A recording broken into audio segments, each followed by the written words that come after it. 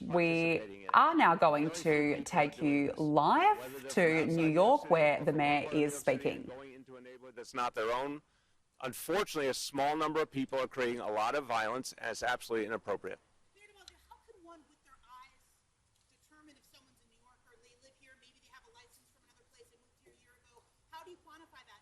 You actually have the data that shows which percentage. We're seeing, we'll get the information we have that I'm hearing directly from the NYPD leadership, but I'm also hearing from community members about the fact that people are not from their community, and we're seeing the same phenomenon all over the country.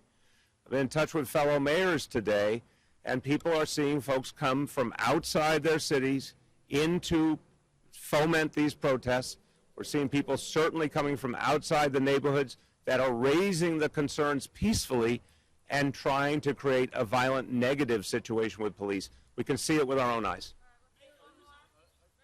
Yeah, go ahead. Are you planning to bring the governor into patrolling these protests? No, again, we have the NYPD addressing the situation. They've been doing it all day long. The number of protesters against the city of 8 million people, let's remember how few people have been protesting compared to the over 8 million people who live here. And it's quite clear that a small number of them aim to do violence, and they're being addressed, they're being arrested, they're being taken off the street. The NYPD is the right, obviously, the right organization to deal with this problem. They understand New York City, they understand the people of New York City, the streets of New York City. The only way this gets addressed is by the NYPD leading the way, and that's what we're going to do. Right.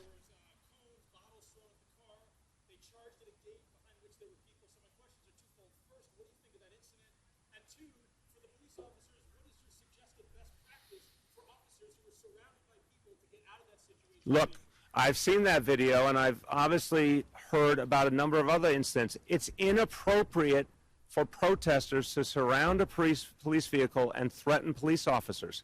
That's wrong on its face, and that hasn't happened in the history of protests in this city. I've been watching protests for decades. People don't do that. And so it's clear that a different element has come into play here, who are trying to hurt police officers and trying to damage their vehicles.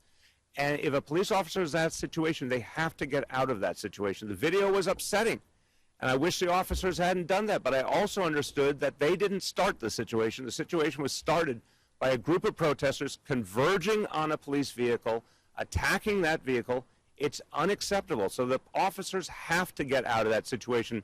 Where it's happened in the last 48 hours, they have. But what I want to see is that we get these violent protesters off the streets, because the people in New York City, everyday people, are not doing this. They just don't do this to police officers. They don't do it to police vehicles. That's just the fact. We've seen it time and time again.